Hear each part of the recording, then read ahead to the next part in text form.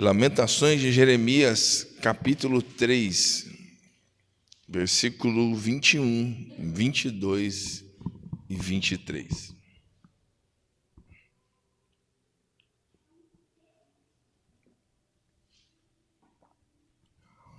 Todos encontraram? Amém? Diz assim: disso me recordarei no meu coração, por isso tenho esperança.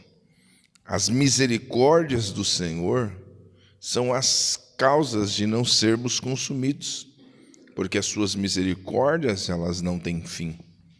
Novas são cada manhã, grande é a tua fidelidade. Uma palavra de oração. Senhor nosso Deus, nosso Pai, nós te louvamos nesta noite pelo privilégio que temos, ó Pai, de estarmos reunidos aqui como igreja, no nosso culto da palavra, o culto de ensinamento, o culto este que nós nos reunimos para aprender acerca do Senhor através da Tua palavra. Portanto, pedimos ao Senhor a Tua orientação, a Tua inspiração. Pai querido, que o Senhor leve todo o pensamento cativo à Tua presença, Pai. Fale conosco, trabalhe nos nossos corações e nos faça, Pai querido, cada dia mais te servir melhor, com maior responsabilidade e maior compromisso. É a oração que fazemos e fazemos ela com perdão dos nossos pecados. Oramos em nome de Jesus. A igreja diga amém? Amém. Podem se assentar, meus irmãos? Meus irmãos, este texto que lemos em algumas outras traduções, o verso de número 20, ele diz assim: todavia lembro-me também do que me pode dar esperanças. E ele diz assim: graças ao grande amor do Senhor é que nós não somos consumidos, pois as suas misericórdias são inesgotáveis e renovam-se cada manhã. Olha, então existe 3 expressões maravilhosas nesse texto lido. Primeiro, grande amor. Diga comigo, grande amor. Diga assim, misericórdia e fidelidade. Olha, grande amor, misericórdia e fidelidade. São estas expressões que a gente vê aqui nesse texto. E todas elas fazem referência, meus irmãos, à aliança de Deus com Israel. E ainda vão expressar a fidelidade do Senhor a esse povo. É importante dizer, a nível de introdução, que Jerusalém havia sido sitiada, destruída, fora cercada e fora totalmente destruída. O templo do Senhor havia sido derribado e a cidade, portanto, estava toda em ruína.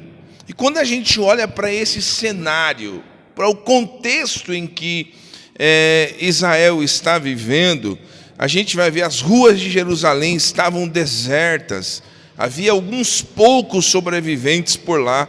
A cidade era como uma viúva privada de seu esposo e de seus filhos. Destruição, calamidade. Era esse o contexto que essa cidade estava, sem amigos, sem ter quem a defenda, sem ter quem a console ou auxilie, portanto, sem esperança.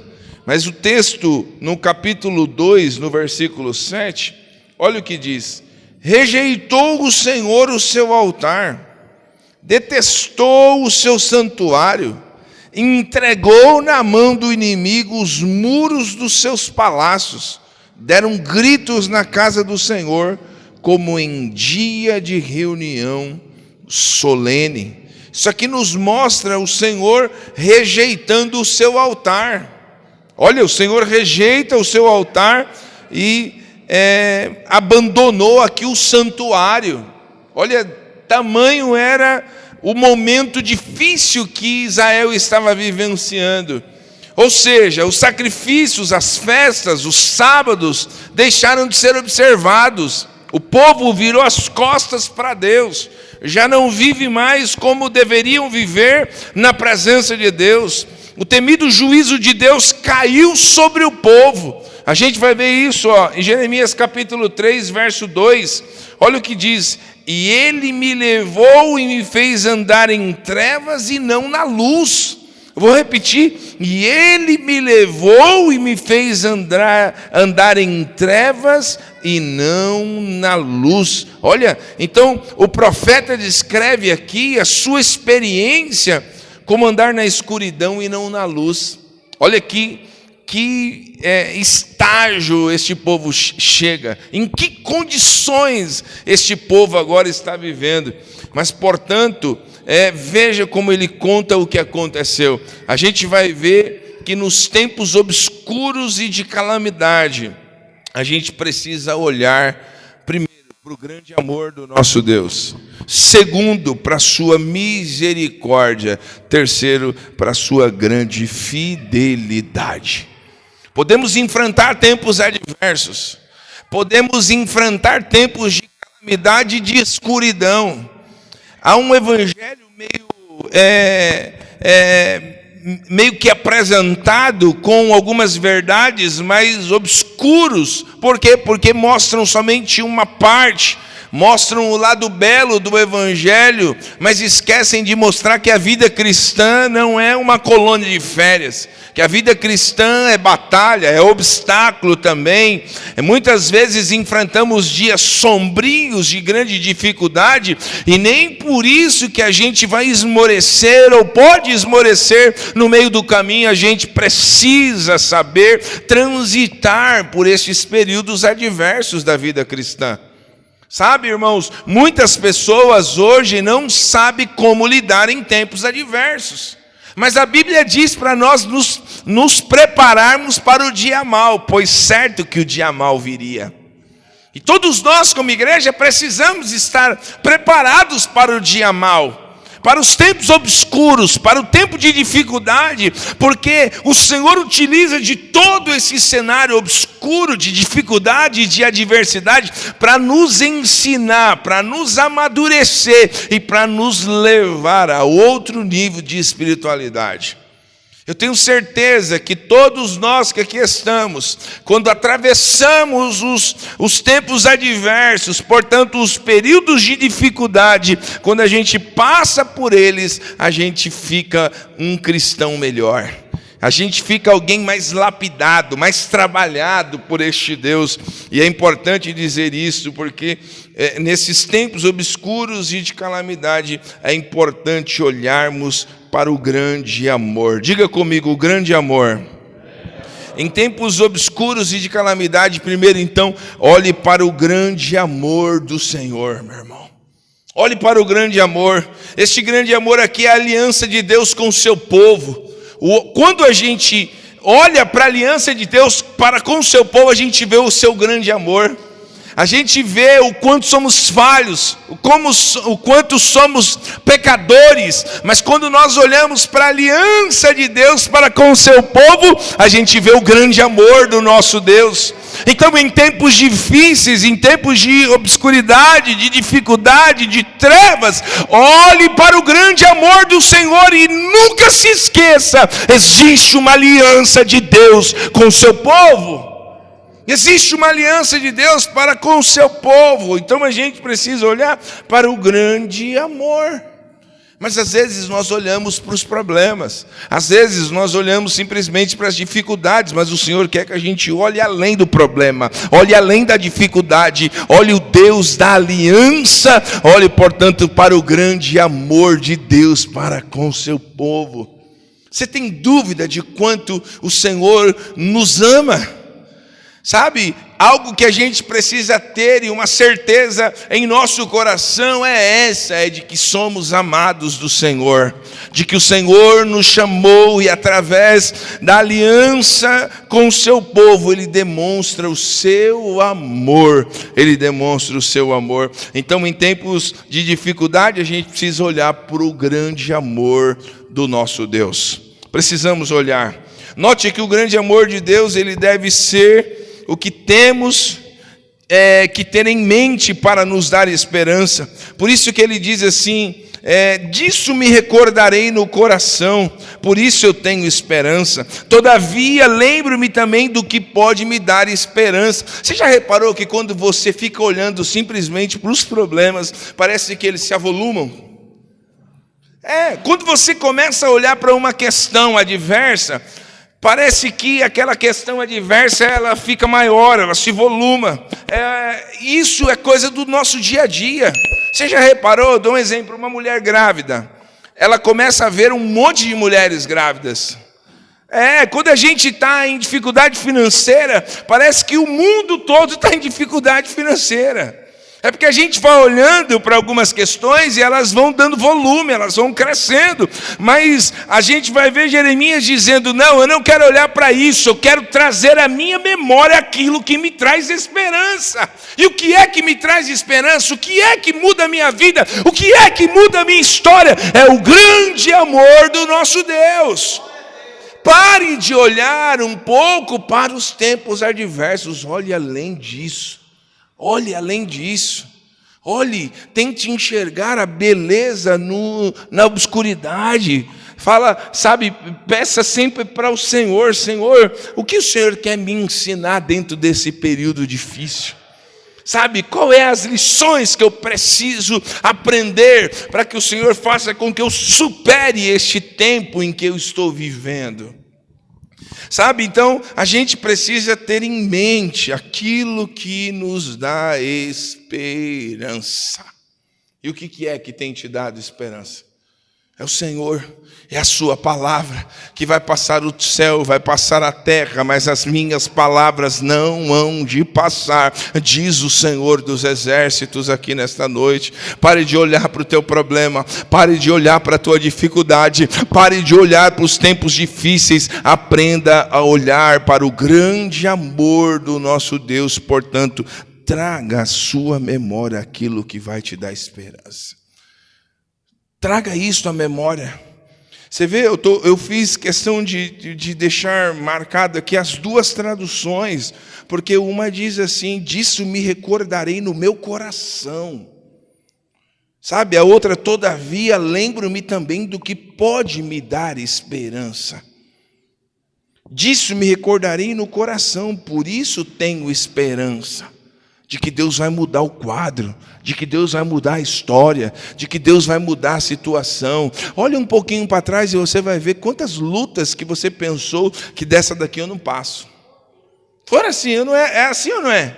Quantas lutas que você já enfrentou e você falou, dessa daqui eu não vou aguentar. E você está aqui, meu irmão, adorando ao Senhor, ouvindo a sua palavra, podendo participar de um culto como este, tão maravilhoso. Sabe? Então isso é aprendizado. Deus está nos ensinando, Deus está nos preparando, Deus está nos formando. Então a primeira questão que Jeremias aqui trabalha é o grande amor, é trazer à mente aquilo que vai me dar esperança. Fala para o vizinho que está ao teu lado, você precisa trazer coisa boa à sua memória, irmão. Trazer coisa boa. Isso, você vai ver como a sua vida vai ficar mais amena, vai ficar mais tranquila. Deixe de dormir porque fulano fala mal de você, não deixe de dormir porque fulano fala mal de você, não deixe de dormir porque o patrão está pegando no seu pé. Não, meu irmão, traga a esperança, traga a memória aquilo que vai te trazer esperança. Fala, Senhor, muda o quadro, muda a história, transforma a vida, restaura. Faça, Senhor, conforme o teu querer. A gente precisa se alimentar disso, sabe? O nosso pensar precisa ser tomado por aquilo que vai me dar esperança. Às vezes a saída está logo ali, depois da curva, só que a gente não consegue olhar. Só que a gente só olha para o problema.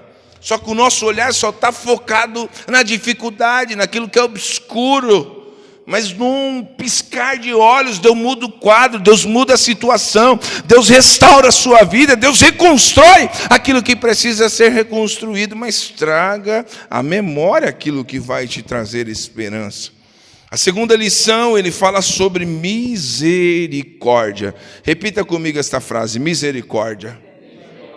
Então note que ele diz assim: as misericórdias do Senhor são a causa de não sermos consumidos, porque as suas misericórdias não têm fim.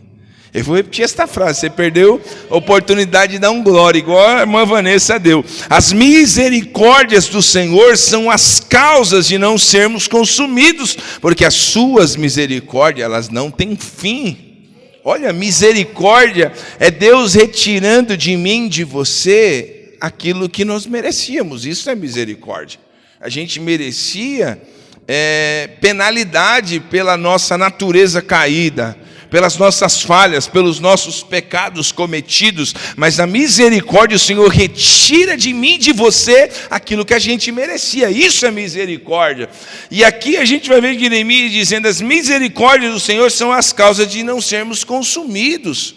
Éramos para sermos consumidos, mas a misericórdia do Senhor te alcançou. Então é por isso que eu não vou ficar olhando para o tempo obscuro, é por isso que eu não vou ficar olhando para as adversidades da vida, é por isso que eu não vou ficar olhando para os problemas que a vida vem contra mim. Eu vou olhar para as misericórdias do Senhor, que elas são a causa de nós não sermos consumidos. Se estamos aqui hoje, se estamos usufruindo desta misericórdia, desta dádiva de Deus, é por sua infinita misericórdia. Então a gente precisa estar atento a estas questões. Jeremias deixou de olhar para a sua própria miséria para lembrar-se da misericórdia de Deus. Eu vou repetir esta frase: Jeremias deixa de olhar para a sua própria miséria para lembrar-se da misericórdia de Deus. Pare de se martirizar. Pare de olhar para você e autopunir, sabe? Você já viu aquelas pessoas que Deus já apagou algumas coisas sobre a sua vida, mas ele fica se autopunindo, sabe? Domingo agora é nossa ceia. Eu sempre me lembro, ceia, às vezes tem muitas pessoas que falam assim: ah, pastor, eu não vou participar da ceia. E aí eu venho para o questionamento: como assim você não vai participar da ceia? Você se autodisciplina, você que sabe quando você pode participar da ceia ou não? Olha, a Bíblia diz para que o homem examine-se a si mesmo e assim coma do pão. Examinado, enxergando misérias, falhas, erros, e ao contemplar tudo isso, eu participo do corpo e do sangue do Senhor, trazendo a minha memória, porque eu só estou aqui por causa de Cristo, por causa do sacrifício. Ele quer que a gente enxergue, encontre realmente em nós as nossas misérias, as nossas fragilidades, os nossos pecados, aquilo que está inserido dentro de nós. Não fique procurando querer encontrar virtudes em você, porque às vezes a gente fica nessa, a gente cai nesse engodo. Ah, eu vou encontrar virtudes em mim, então eu sou virtuoso e portanto vou participar da ceia. Não, a gente participa da ceia por causa do sacrifício de Cristo. É através do sacrifício de Cristo na cruz que a gente é inserido no corpo de Cristo. Então isso é lindo, isso é maravilhoso. A Jeremias deixa de olhar para a sua própria miséria para se lembrar da misericórdia de Deus. Então note que Deus, em sua misericórdia, Ele retira de mim e de você aquilo que nós merecíamos. Olha que um pensador uma certa feita disse: olhe para si mesmo e ficará deprimido. Olhe para as circunstâncias e ficará angustiado, mas olhe para o Senhor e você será abençoado. Oh glória! Eu vou repetir essa frase de novo. Olhe para si mesmo e ficará deprimido. Olhe para as circunstâncias e ficará angustiado, mas olhe para o Senhor e seja abençoado. É nele, irmão, é nele. A gente usufrui de graça, de bondade, de misericórdia por causa dele.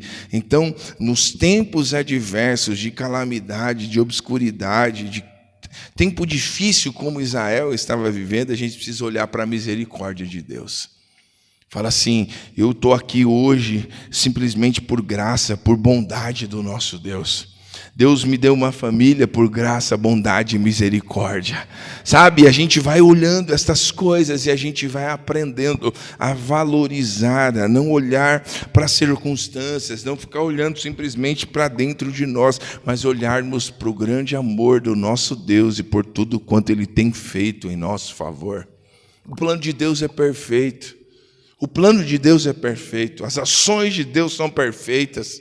E tudo quanto Deus começou a fazer em mim, em sua vida, a Bíblia diz que Ele é fiel para aperfeiçoá-la, para terminar até aquele grande dia. A obra que Deus começou na sua vida, Ele vai terminar, Ele vai concluir, Ele vai aperfeiçoá-la. Louvado seja o Senhor. Então, primeiro Ele olha para o grande amor.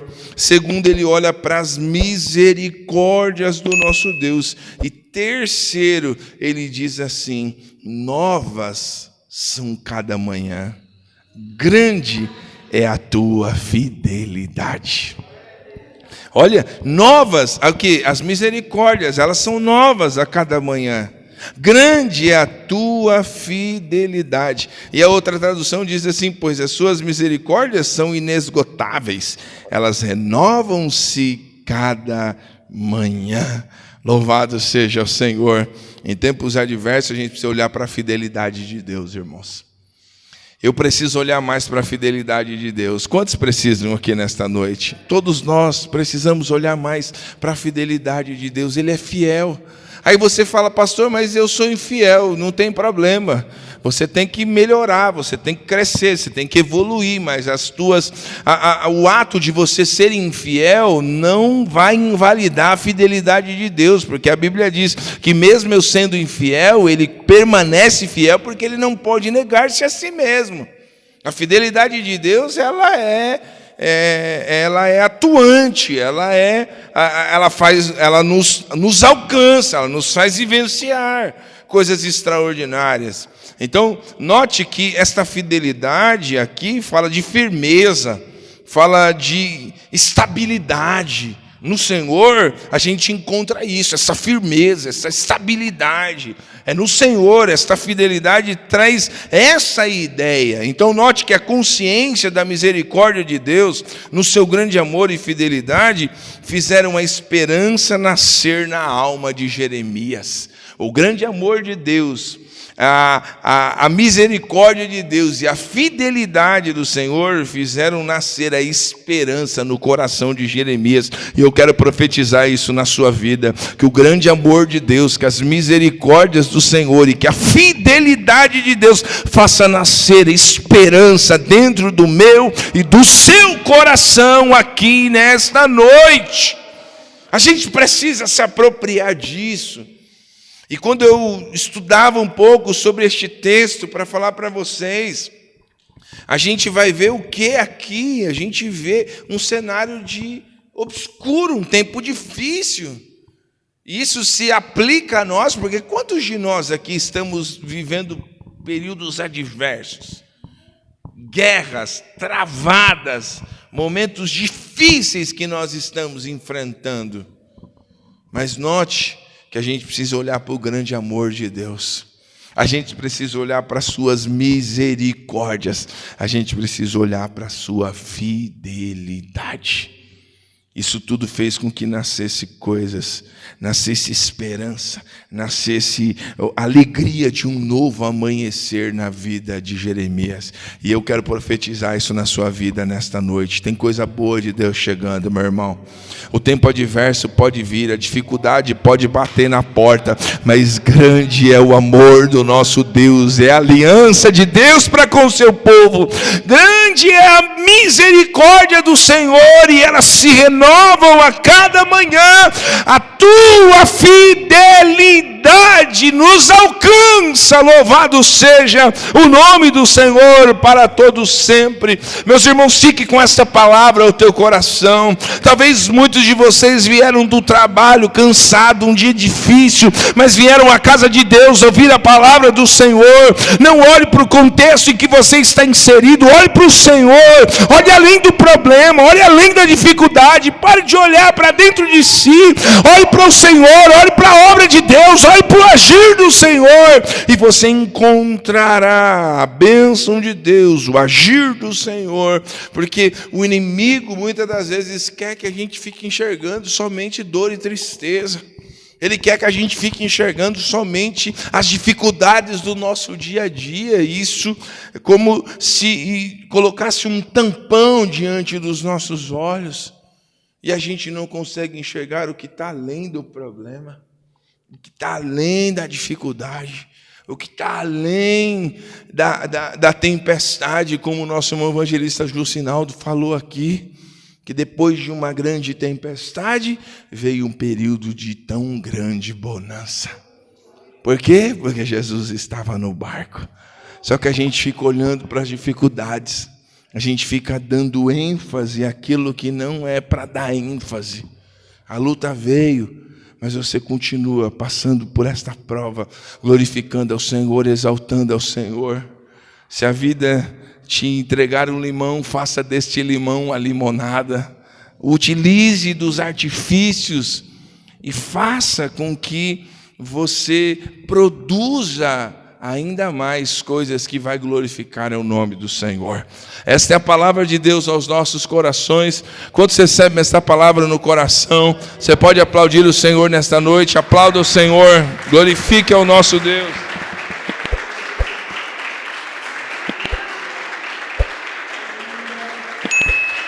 Oh, glória! Glória a Deus! Glória a Deus! Glória a Deus! Glória a Deus! Glória